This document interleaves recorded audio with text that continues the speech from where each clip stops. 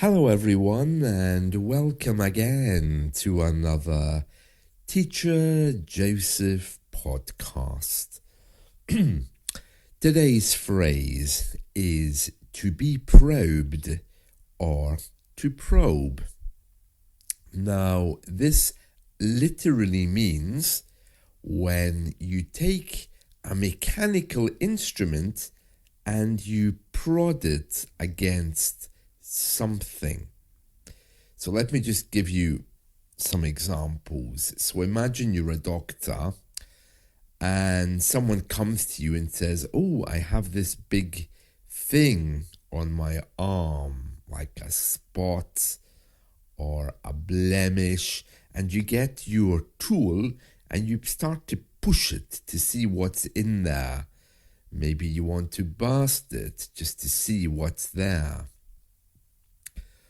Also, if you work in a factory and there's a big machine and it's not working properly, you can probe it. You can look around it. You can get your tools out.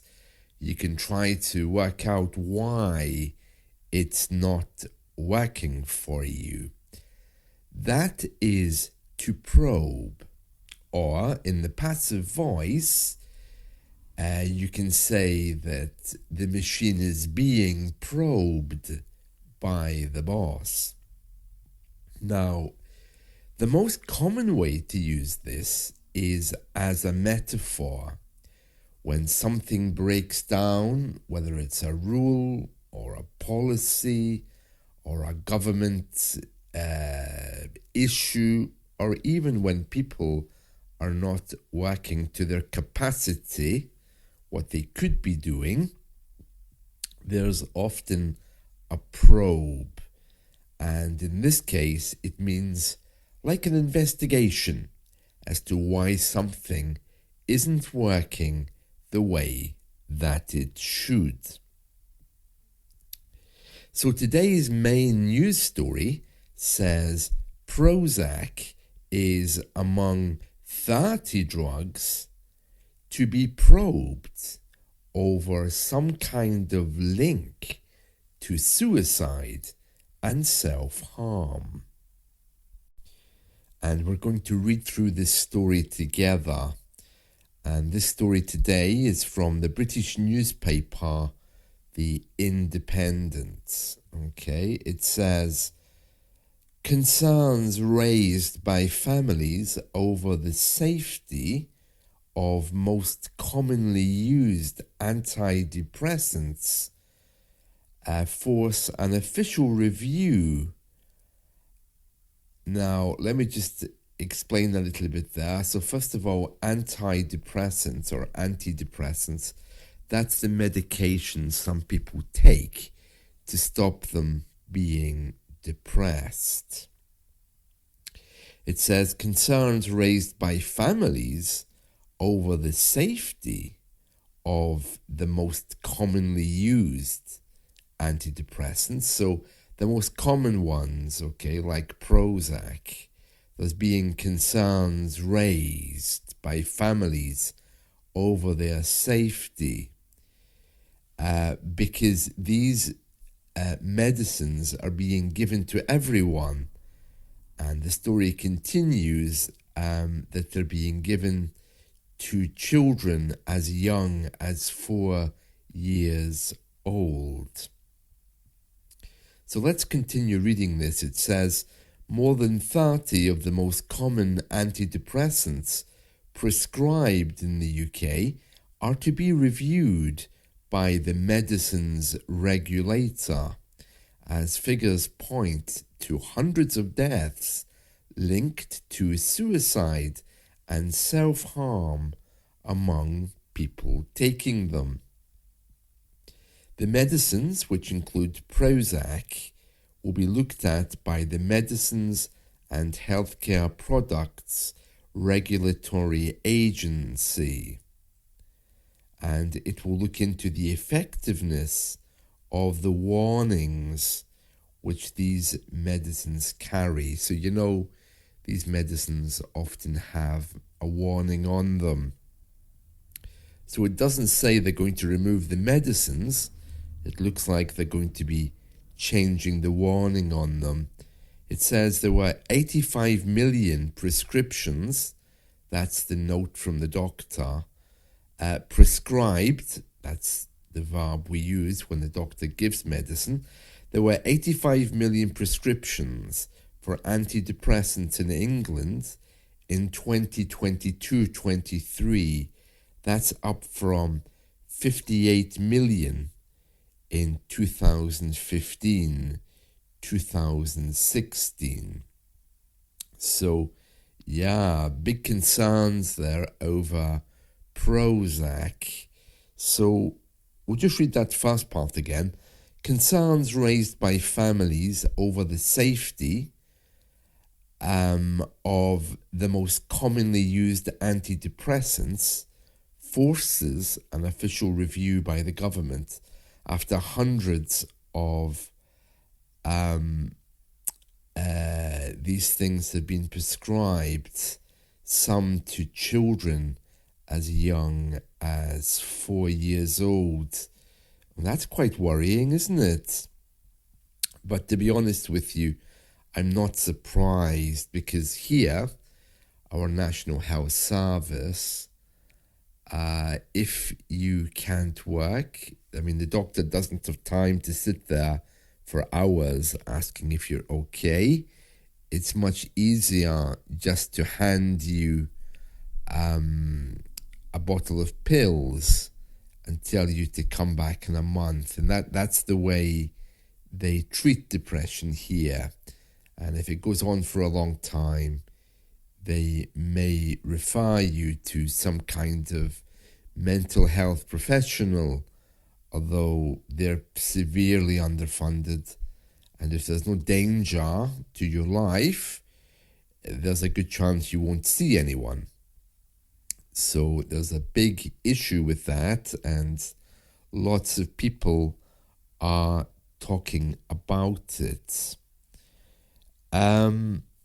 Speaking of talking, do you remember the 1980s sitcom, the comedy called Cheers? This was the one with Ted Danson in a bar. You might remember it because there was, I think, 2 men, 1 woman, and a waitress who was very funny. It was Ted Danson, and I can't remember the lady's name. There was a Red Indian standing at the door of the pub, and I think Frasier was there before he got his own TV show.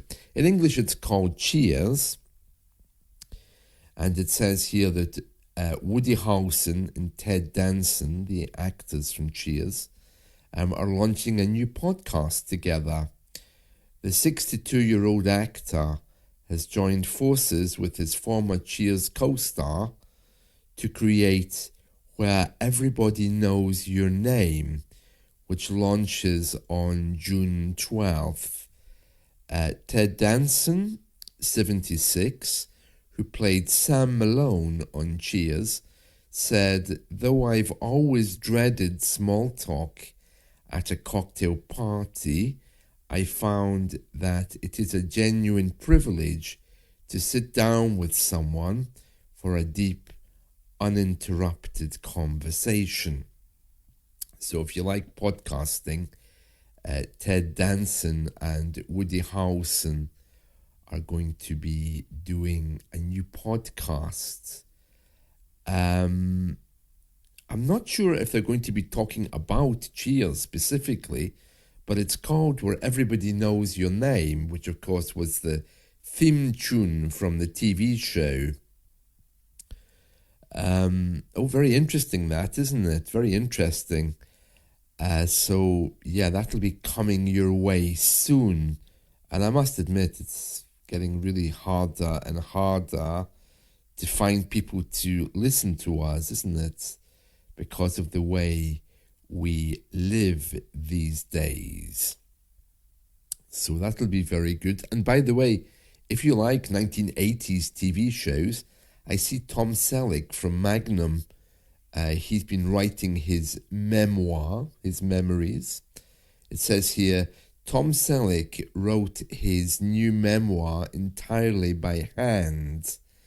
The actor, 79, revealed his book called You Never Know was created that way because he just can't think when he's sitting in front of a keyboard. The Magnum private investigator legend said, I've always written that way, and it's the only way I know how to write. And then he says, it makes it much more personal. I know that there were private things that I needed to share.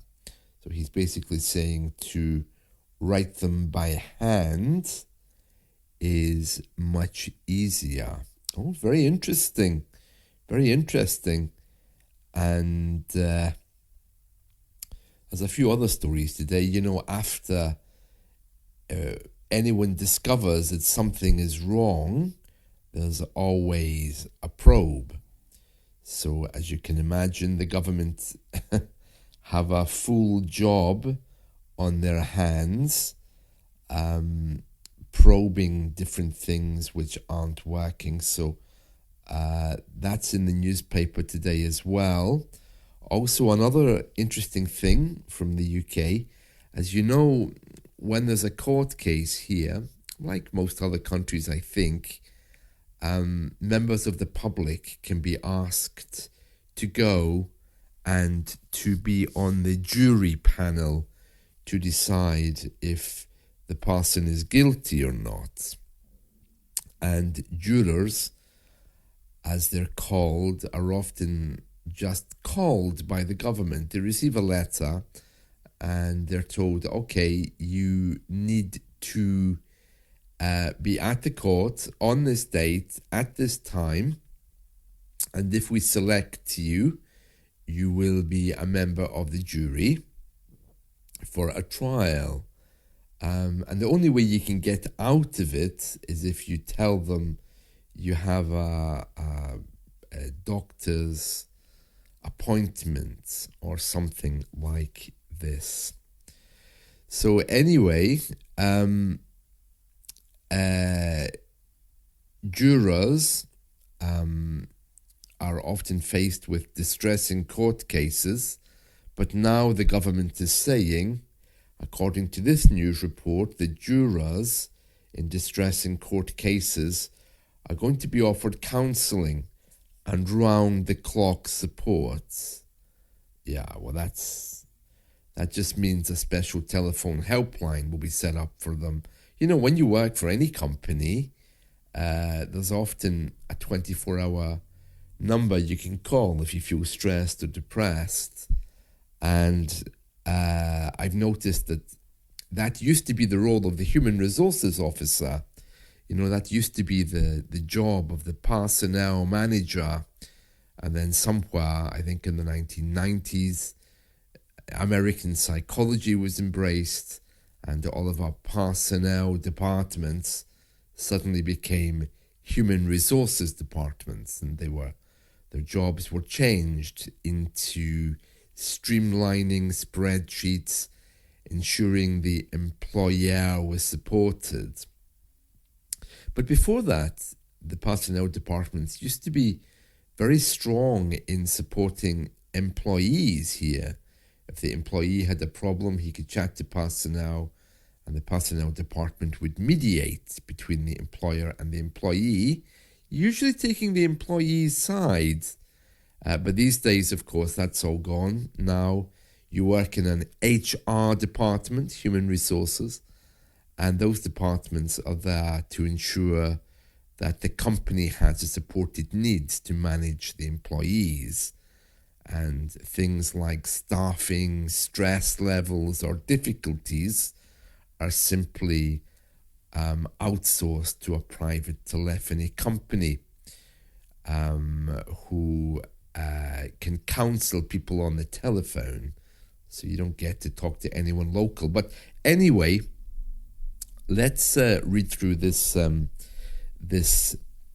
report here just before we finish. It says, jurors in distressing court cases will be offered counselling and round-the-clock support under a new scheme. The Ministry of Justice said they would be entitled to 6 free therapy sessions and have access to a 24-hour telephone line. Specialists will provide emotional aid, advice, and information. The 10-month pilot scheme, that just means test scheme, I suppose, this summer will begin at 15 courts to help those who have sat through harrowing cases. That just means cases that are difficult, and then it gives examples of what those might be. This is only for England and Wales. I'm not sure what the situation is in Northern Ireland and Scotland. It says if successful, it could be rolled out across England and Wales.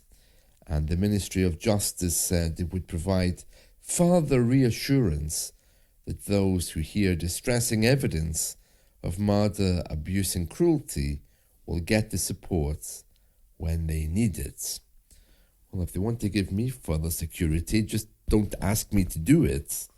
I'm very happy to say I've never been called up for jury service, although I have to say I know someone who's been called up around 3 times now. So whatever system they use for this, it's not very selective. Well, I suppose, I mean, I have been away for many years, so they wouldn't be able to call me up when I'm not in the country. But yeah, you just receive a letter one day. It's very disturbing, saying, come to the court on a specific day. And for people who are self-employed, like me, I think they do refund you your salary, or at least part of it.